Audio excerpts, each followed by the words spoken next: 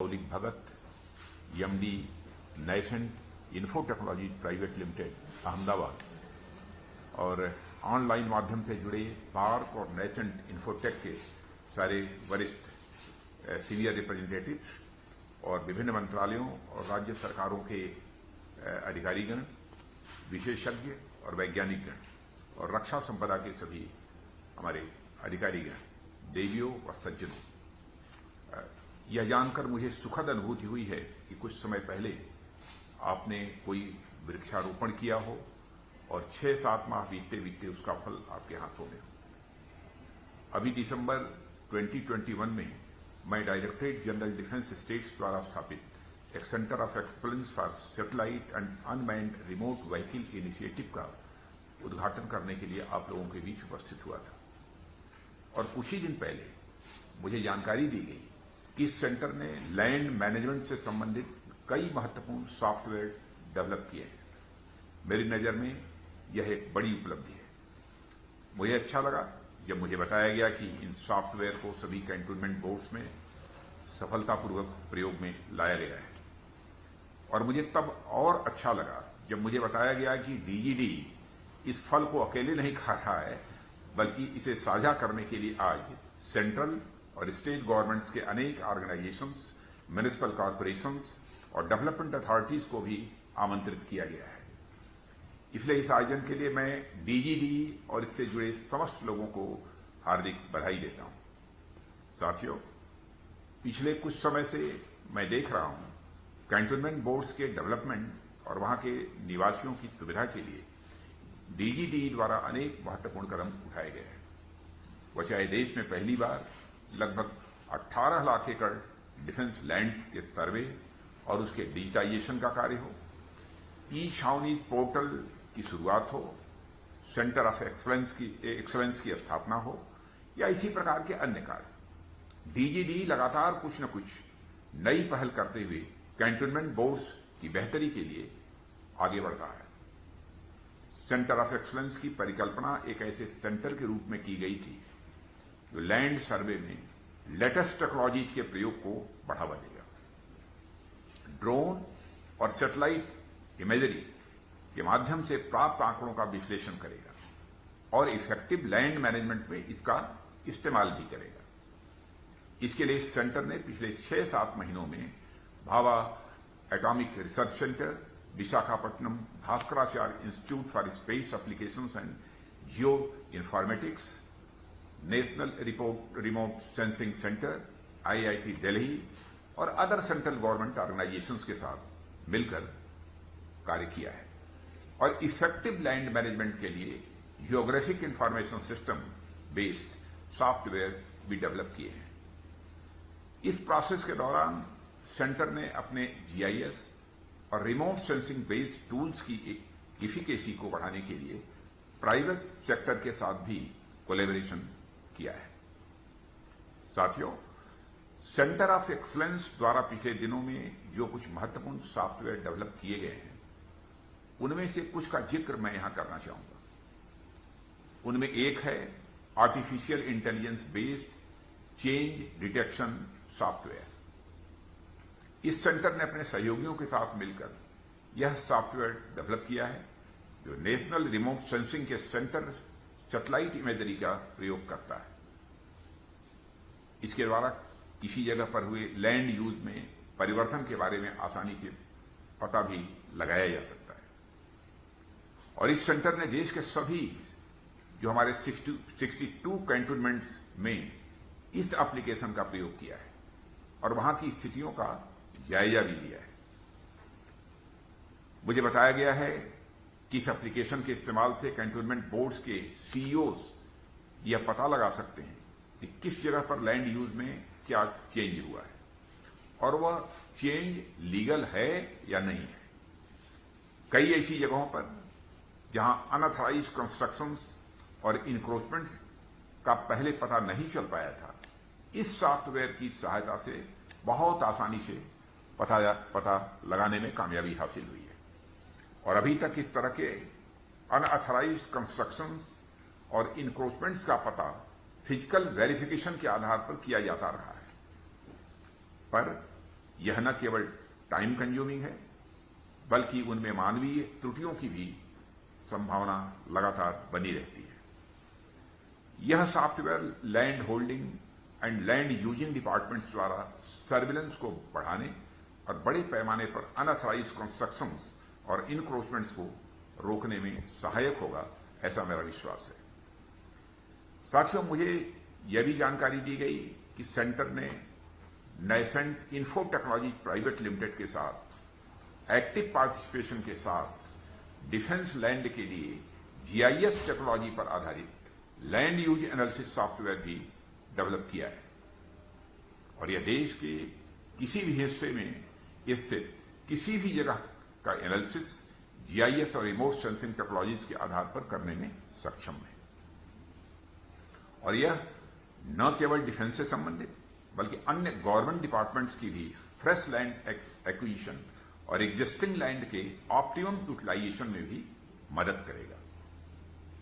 इसी तरह पहाड़ी क्षेत्रों के लिए 3D इमेजरी एनालिसिस और विजुअलाइजेशन के लिए भी इस सेंटर ने टूल्स डेवलप किए हैं। कहने का मतलब यह है कि सेंटर ऑफ एक्सलेंस हमारे देश की कहीं भी और किसी भी प्रकार की लैंड के सर्वे, एनालिसिस और उसके मैनेजमेंट संबंधित जरूरतों को पूरा करने के लिए वन स्टॉप सेंटर बनने की ओर तेजी से आगे बढ़ रहा है। इतने कम समय में इस सेंटर की अचीवमेंट्स निश्चित तौर पर सराहनीय है और इसके लिए मैं महानिदेशक रक्षा संपदा और उसके जितने भी हमारे ऑफिसर्स हैं, वहां कर्मचारी हैं, सभी को, पूरे परिवार को ही, रक्षा संपदा से जुड़े पूरे परिवार को मैं अपनी तरफ से हार्दिक बधाई देता हूं। साथियों, मानव सभ्यता के विकास में भूमि का क्या महत्व है, इस पर अधिक बात करने की जरूरत मैं नहीं समझता हूं। हमारी सभ्यता, खान पान, रीति रिवाज, दर्शन, कला, साहित्य और संस्कृति सभी भूमि से सीधे जुड़े हुए हैं और दुनिया की अनेक मान्यताओं में मानव शरीर के 5 तत्व माने गए हैं। पंच तत्व यह रचित शरीरा हमारे यहां कहा गया है, जिसमें कि भूमि एक प्रमुख तत्व है, यह भी मान्यता है हमारी। और इसके अलावा मानव विकास का इतिहास देखें तो इसका पहला पड़ाव हमें वही दिखाई देता है जब मानव ने भूमि का उपयोग अथवा कृषि करना सीखा।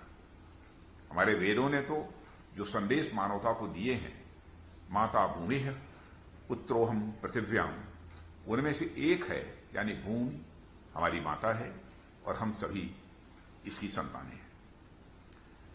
साथियों, आप लोग जानते होंगे कि ह्यूमन वर्ल्ड की ओरिजिन लैटिन के ह्यूमनस से हुई है और अर्थ अथवा सॉइल की उत्पत्ति लैटिन के ह्यूमस वर्ड से हुई है।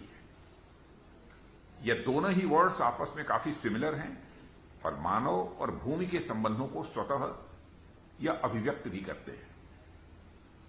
हमारी सिंधु घाटी सभ्यता हो अथवा दुनिया की अन्य सभ्यताएं, उनकी ओरिजिन में भूमि का निश्चित ही अत्यंत महत्व रहा है। कुछ सभ्यताएं आज इतिहास का हिस्सा हो गई हैं, इसके पीछे भी भूमि का एक महत्वपूर्ण कारण रहा है और हमारी सभ्यता आज तक अनवरत चलती आ रही है और इसके पीछे भी भूमि ही एक महत्वपूर्ण कारण है।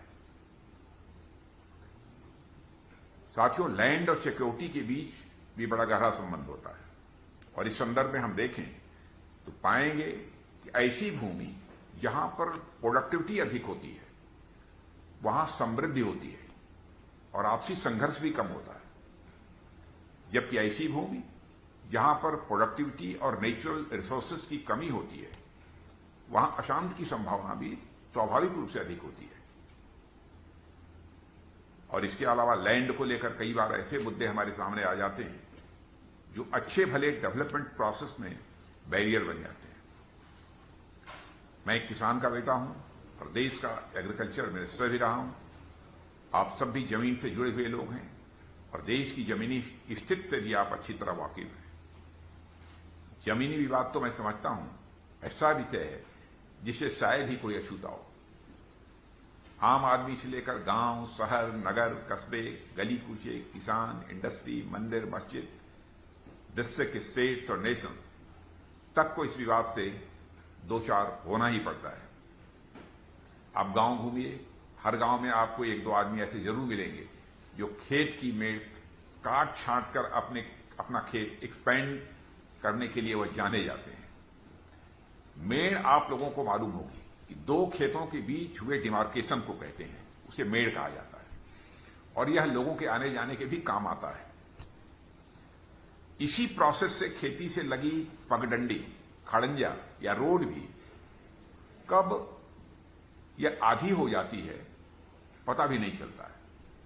नतीजा यह होता है कि कभी दो खेतों के मालिकों के बीच मुकदमा चल रहा होता है और कभी रेवेन्यू डिपार्टमेंट और किसी और पार्टी के बीच मुकदमा चल रहा होता है, और कुल मिलाकर राष्ट्र की अच्छी खासी ऊर्जा, धन और समय इन विवादों और मुकदमों में चले जाते हैं। साथियों, आप लोगों ने अभी हाल ही की बिहार के भोजपुर जिले की एक खबर देखी होगी। वहां के एक डिस्ट्रिक्ट कोर्ट ने जमीन से जुड़े मुकदमे का फैसला सुनाया है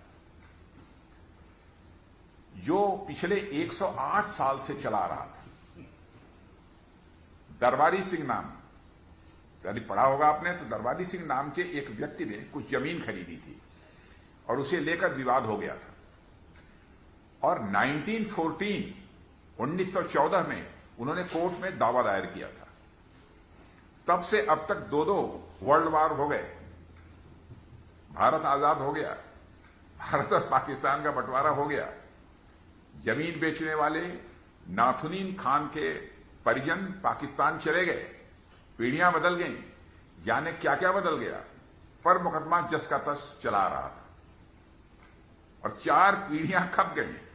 दरबारी सिंह के बेटे के बेटे के बेटे ने इस पर भी बड़ी खुशी जताई है कि जैसा भी रहा फैसला हो गया।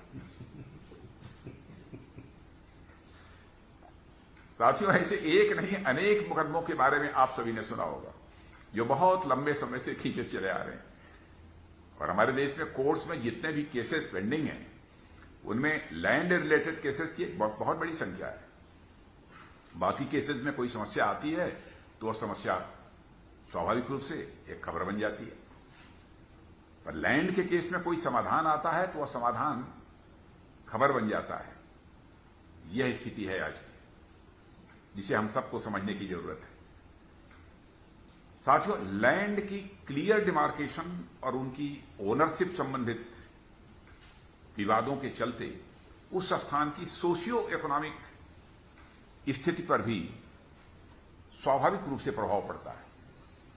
लगभग 4 दशक पुराने लैंड डिस्प्यूट के चलते मुंबई मेट्रो के कार्य के अटकने के बारे में या रुक जाने के बारे में आप सब जानते होंगे।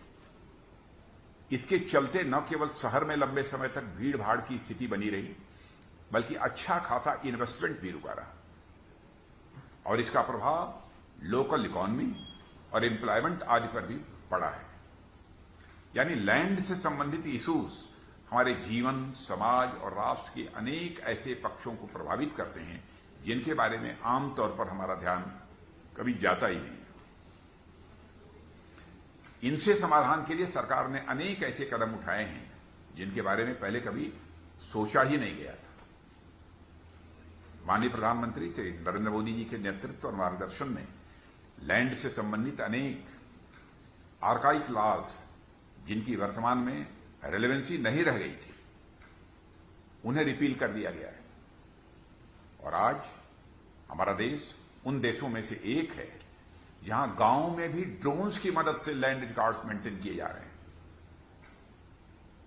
Digital India land records modernisation programme के अनुसार लगभग 94% गांवों के लैंड रिकॉर्ड्स कंप्यूटराइज्ड हो चुके हैं, और इस क्रम से देश के नागरिकों को उनकी लैंड का क्लियर टाइटल मिलना संभव हो पा रहा है। और क्लियर लैंड टाइटल्स न केवल आम निवासियों की सुविधा के लिए महत्वपूर्ण होते हैं, बल्कि वे इंडस्ट्रीज को अपने नए सेटअप्स लगाने में भी काफी सहूलियत देते हैं। साथियों, हमारे देश को अगर मैन्युफैक्चरिंग हब बनना है, बिजनेस और इन्वेस्टमेंट को अट्रैक्ट करना है, या इसी तरह के अन्य क्षेत्र में दुनिया के अग्रणी देशों में आकर हमें खड़ा होना है, तो क्लियर लैंड टाइटल्स उसके लिए एक महत्वपूर्ण आवश्यकता है। और इसके अलावा हम सभी पॉपुलेशन और रिसोर्सेज संबंधित माल्थूशियन थियरी से परिचित हैं। जैसे जैसे दुनिया में पॉपुलेशन बढ़ती जा रही है, रिसोर्सेज की डिमांड भी स्वाभाविक रूप से बढ़ती जा रही है। चूंकि हम लैंड जैसे नए रिसोर्सेज पैदा तो नहीं कर सकते हैं, पर उनकी अच्छी तरह और विवेकपूर्ण मैनेजमेंट करके ऑप्टिमम यूटिलाइजेशन तो कर ही सकते हैं। और मुझे कहते हुए खुशी होती है कि इस दिशा में हम तेजी से आगे बढ़ रहे हैं और आने वाले समय में सेंटर ऑफ एक्सलेंस जैसे सेंटर इसमें अपनी और अधिक भूमिका निभाएंगे, ऐसा मेरा विश्वास है। और साथियों, आज जब हम नई नई टेक्नोलॉजीज पर आधारित लैंड यूज सॉफ्टवेयर डेवलप कर रहे हैं, तो हमारे लिए यह भी अत्यंत आवश्यक हो जाता है कि इस नॉलेज को हम बस अपने तक ही सीमित न रखें। संगच्चुध्वम संगवरध्वम, यानी हम सब साथ चलें, सब साथ आगे बढ़ें, कि हमारे यहां पुरानी परंपरा रही है। ऐसे में आप सभी म्युनिसिपल बॉडीज और डेवलपमेंट अथॉरिटीज सहित सेंट्रल गवर्नमेंट, मिनिस्ट्रीज और स्टेट गवर्नमेंट ऑर्गेनाइजेशंस का यहां उपस्थित होना अत्यंत महत्वपूर्ण है, ताकि सभी लोग सेंटर ऑफ एक्सलेंस के कार्यों के बारे में जान सकें और यह सेंटर भी देश भर में इस क्षेत्र में हो रहे कार्यों के बारे में जान सके। इसी तरह एक दूसरे से विचार विमर्श करते हुए हम इस टेक्नोलॉजी की उत्कृष्टता तक पहुंच सकें, यही हमारा उद्देश्य होना चाहिए। और आज हमारा देश आजादी का अमृत महोत्सव मना रहा है। डिफेंस लैंड के सर्वे और एनालिसिस में हाई टेक्नोलॉजी के प्रयोग में हम एक महत्वपूर्ण पड़ाव पर हैं। साथियों, मैं आशा करता हूं कि यहां उपस्थित सभी मंत्रालय और विभाग अपने अपने क्षेत्रों में टेक्नोलॉजी के प्रयोग को बढ़ावा देंगे और राष्ट्र निर्माण में अपनी और अधिक प्रभावी भूमिका सुनिश्चित करेंगे। मैं आशा करता हूं कि डीजीडी में लगातार बढ़ती तकनीकों के प्रयोग से कामों में और अधिक पारदर्शिता भी आएगी, जवाबदेही भी बढ़ेगी और स्वाभाविक रूप से समयबद्धता भी आएगी। मैं पहले भी डीजीडी से इस बारे में आग्रह कर चुका हूं, आज भी कहता हूं कि जहां संभव हो आप नए नए रिफॉर्म्स करें और अपनी कार्य पद्धति में और अधिक प्रभावशीलता लाएं। मैं आप सभी को आश्वस्त करता हूं कि मंत्रालय हर स्तर पर आपके साथ खड़ा है। और इस अवसर पर अधिक कुछ न कहते हुए मैं इस वेबिनार की सफलता की बधाई देता हूं और मैं